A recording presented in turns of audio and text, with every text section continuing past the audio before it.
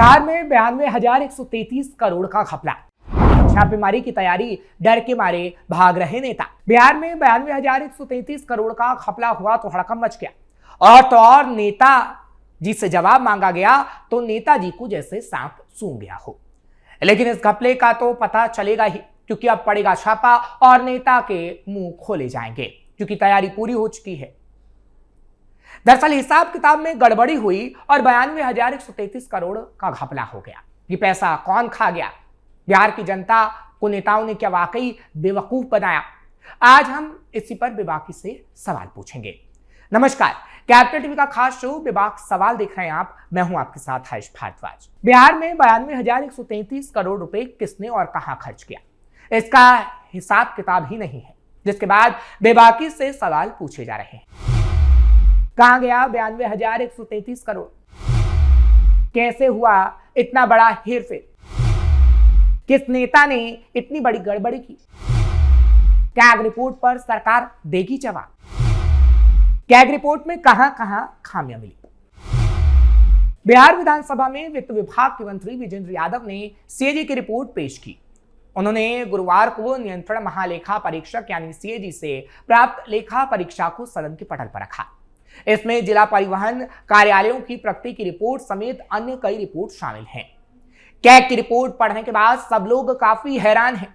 इसमें कुछ ऐसी गड़बड़ी और घपले सामने आए हैं जिसने विपक्ष को नीतीश सरकार को घेरने का बड़ा मौका दे दिया है। आज भी विधानसभा में विपक्ष के विधायकों ने इसको लेकर काफी हंगामा किया। सीएजी की रिपोर्ट में बताया गया है कि परिवहन विभाग में बड़ी गड़बड़ी हुई है। ये मामला क्योंकि इनपुट टैक्स क्रेडिट से जुड़ा है, इसलिए पहले जानते हैं कि इनपुट टैक्स घोटाला क्या होता है, ताकि आपको आसानी से इस बारे में समझ आ जाए।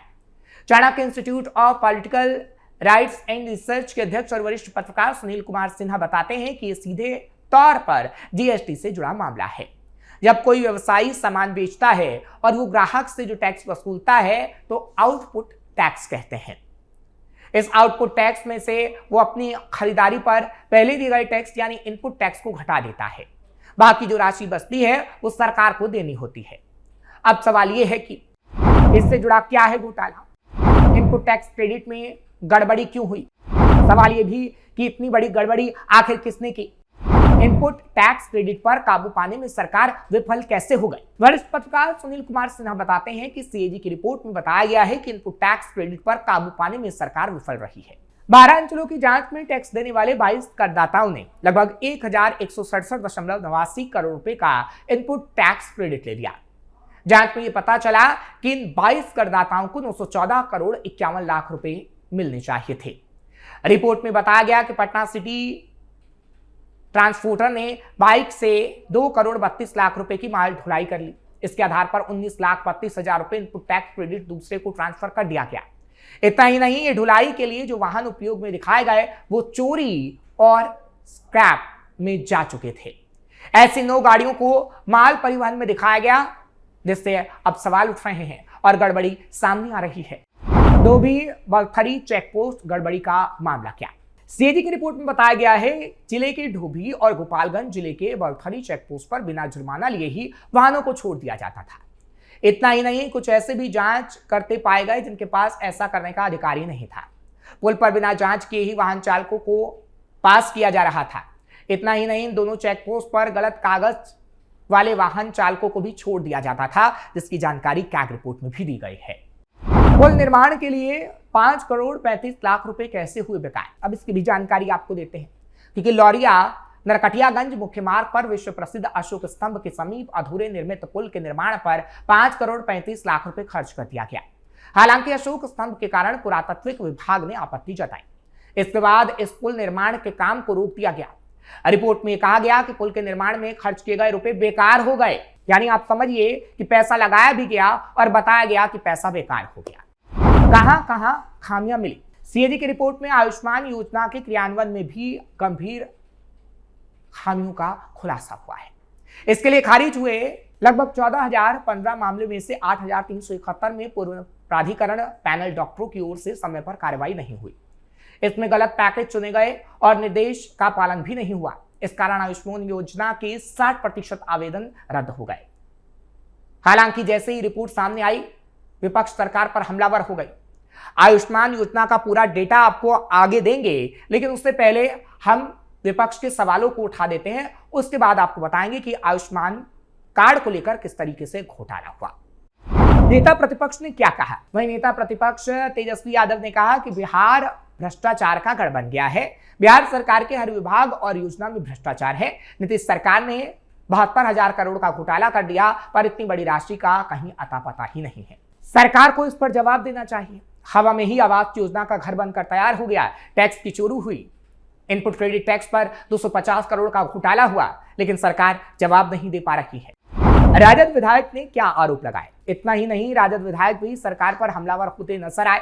राजद विधायक कुमार सर्वजीत ने आरोप लगाया कि राष्ट्रीय जनता दल विधायक कुमार सर्वजीत ने यह बात सामने भी रखी कि कैग रिपोर्ट में जिस तरीके से बताया गया कि 31 मार्च 2023 तक 4,844 करोड़ रुपए बकाया है, इसमें से 1,430.32 करोड़ रुपए पिछले 5 साल से पेंडिंग है। उन्होंने सरकार से इस पर जवाब मांगा। हालांकि विधानसभा में सरकार ने इस पर जवाब भी दिया है, लेकिन उसके बावजूद सवाल तो उठ रहे हैं। साथ ही साथ ये भी कहा गया कि सरकार को करोड़ों रुपए की हानि हुई, लेकिन सरकार इसका जवाब आखिर क्यों नहीं दे पा रही है। 2005 से पहले की सरकार कोशिश के बजाय अपने विभाग की गड़बड़ियों पर क्यों नहीं बात कर रही है, जिसके बारे में बताना होगा और 2005 के बाद की स्थितियों को भी उजागर करना होगा। आयुष्मान कार्ड को लेकर भी उठ रहे सवाल। अब आयुष्मान कार्ड की एक बार फिर बात करते हैं, क्योंकि हमने थोड़ा सा जिक्र किया था, क्योंकि विपक्ष सवाल उठा रहा था और विपक्ष की बात आपको बतानी जरूरी थी, क्योंकि आयुष्मान भारत योजना के संचालन में भारी अनियमितता हुई है। स्वास्थ्य विभाग ने उन कार्ड पर आयुष्मान योजना की राशि ट्रांसफर कर दी जो बने ही नहीं थे। इसके अलावा बिना बायोमेट्रिक सत्यापन के 50,000 से ज्यादा मामलों में राशि का भुगतान किया गया। अस्पतालों के चयन में गड़बड़ी हुई और गलती करने वाले अस्पतालों पर कार्रवाई भी नहीं की गई। कैग की रिपोर्ट में यह भी बात सामने आई है। दरअसल बिहार विधानसभा में बृहस्पतिवार को कैग की रिपोर्ट पेश की गई। सितंबर 2018 से लेकर मार्च 2024 तक आयुष्मान भारत प्रधानमंत्री जन आरोग्य योजना की रिपोर्ट को पेश किया गया। हालांकि आज विधानसभा बजट सत्र का आखिरी दिन है और इसको लेकर हंगामा मचा हुआ है, जिसकी तस्वीर लगातार सामने आ रही है। 200 करोड़ रुपए हुए ट्रांसफर। आयुष्मान योजना में भर्ती और छुट्टी के समय आधार से जुड़ा बायोमेट्रिक ऑथेंटिकेशन अनिवार्य है। अगर किसी के पास आधार कार्ड नहीं है तो वो एक बार इलाज करा सकता है। बिहार में 1,72,696 मामलों में भर्ती और छुट्टी के समय बायोमेट्रिक ऑथेंटिकेशन के बगैर करीब 200 करोड़ रुपए की राशि ट्रांसफर की गई। इसमें 52,000 मामले एक बार से अधिक इलाज के हैं, जो नियम से बिल्कुल विपरीत है। हालांकि विभाग ने बताया कि कभी अगर बायोमेट्रिक ऑथेंटिकेशन पूरा नहीं होता है तो उसे स्पेशल केस के रूप में लिस्ट किया जाता है, लेकिन एक बार से अधिक इलाज नियम के विपरीत है, जिसके 52,000 से अधिक मामले हैं। कैग ने इसे निगरानी की कमी माना और सरकार की विफलता भी। 25 लाख रुपए बगैर कार्ड पेमेंट। कैग ने पाया कि 139 ऐसे कार्ड पर 25 लाख रुपए से अधिक का भुगतान हो गया जो बने ही नहीं थे। ये कार्ड किसी डेटाबेस में नहीं थे, लेकिन इन पर भुगतान हो गया। इनएक्टिव कार्ड पर भी भुगतान होता रहा। 2186 ऐसे कार्ड पर 2,31,00,000 रुपए की राशि ट्रांसफर की गई जो निष्क्रिय हो गए थे। इनमें कुछ कार्ड तो 5 साल पहले निष्क्रिय हो गए थे, लेकिन उन पर भुगतान हुआ। विभाग ने माना कि 2059 निष्क्रिय कार्ड पर इलाज कराया गया था। इनमें 47 को ही धोखाधड़ी के रूप में चिन्हित किया गया। 1,963 मामले सही पाए गए। हालांकि विभाग ने जिन मामलों को सही पाया उसके सही होने के दस्तावेज कैग को नहीं सौंप पाए। मनमानी करने वालों पर कार्रवाई नहीं। कैग ने अपनी जांच में पाया कि कई ऐसे प्राइवेट हॉस्पिटल को आयुष्मान योजना के तहत लिस्ट किया गया जिनके पास बेसिक फैसिलिटी नहीं थी। 23 अस्पतालों के पास ना तो पर्याप्त जगह थी और ना ही पर्याप्त डॉक्टर, नर्स, 24 घंटे एम्बुलेंस सेवा भी नहीं रहती थी। इमरजेंसी सेवा के न्यूनतम आवश्यक मानक भी पूरे नहीं करते थे, फिर भी उन्हें लिस्ट किया गया। यहां तक कि 5 अस्पतालों को फिजिकल वेरिफिकेशन के बगैर आयुष्मान कार्ड योजना से इलाज की अनुमति दे दी गई।